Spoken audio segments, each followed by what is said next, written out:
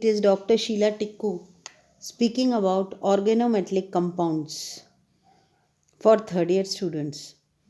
Organometallic compounds ऐसे यौगिक हैं जिनमें ऑर्गेनिक और मेटेलिक ग्रुप दोनों एक साथ कंबाइन करते हैं।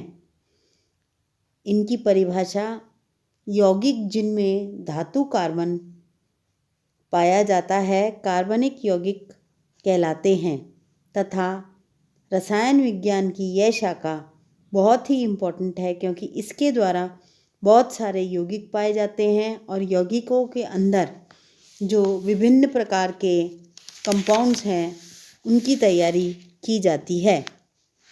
तो ये जो यौगिक हैं इन यौगिकों के साथ हम लोग इनको ऑर्गेनोमेटलिक कंपाउंड बोलते हैं, जैसे potassium cyanide, calcium cyanide, nickel carbonyl. इनके अंदर निकिल तो हो गया इनऑर्गेनिक और कार्बोनाइल समूह हो गया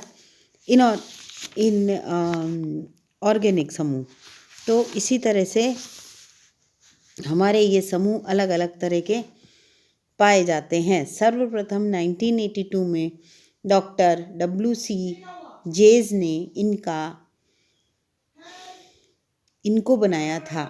पहला लवण था जीज सॉल्ट के नाम पे जाना जाता है, जो कि है C2H5 whole twice zinc. C2H5 whole twice zinc के अलावा है प्लैटिनम। प्लैटिनम के साथ हमने इथीन ग्रुप जोड़ दिया। इथीन ग्रुप जोड़ने के बाद क्लोराइड जोड़ा तो इथीन ग्रुप जो है वो इनके साथ में जुड़ के ग्रिग्नार्ड रिएजेंट के रूप में काम करते हैं। अब आता है इनका नॉमेनक्लेचर ऑफ ऑर्गेनिक कंपाउंड्स। सबसे पहला सिद्धांत है इनमें सूत्र के नाम में कार्बनिक समूह को पहले तथा धातु को बाद में लिखा जाता है। नाम टुकड़ों में नहीं लिखकर पूरा एक शब्द लिखा जाता है। जैसे C6H5Na को हम लिखते हैं फिनाइल सोडियम, यानी अलग अलग नहीं लिखेंगे, एक ही साथ हर एक यौगिक को लिखा जाएगा।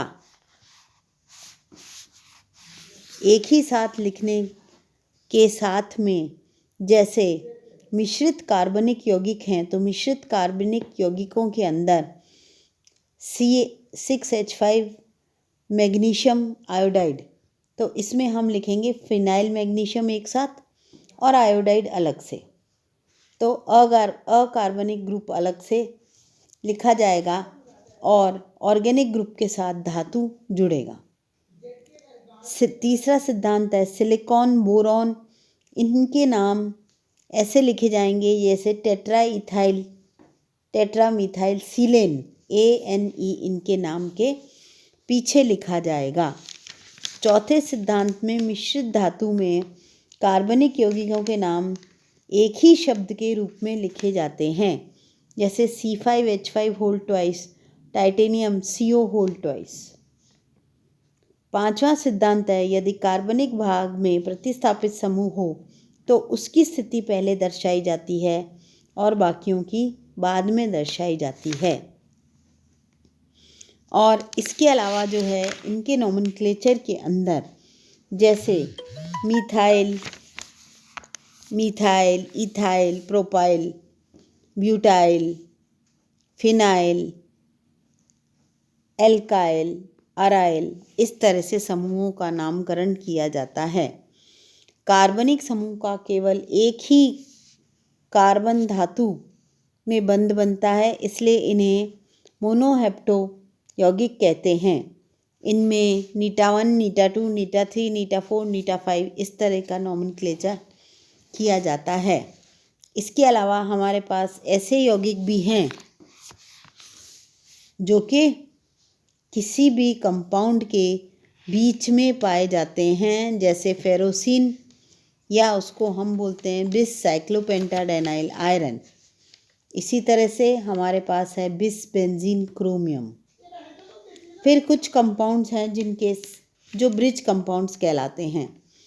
इन टाइप के ब्रिज कंपाउंड्स में di mu methyl, tetramethyl, aluminium. अब डाई म्यू का मतलब है कि वो समूह मिथाइल समूह जो कि दोनों धातुओं के बीच में पाया जाता है और दोनों धातुओं के बीच में पाने के बाद ये समूह जो है दो धातुओं को एक सेतु के रूप में जोड़ता है, इसलिए इसके आगे हम म्यू लगाते हैं। म्यू लगाने से इसकी इम्पोर्टेंस बढ़ती चली जाती है और ये काफ़ी इफ़ेक्टिव हो जाता है।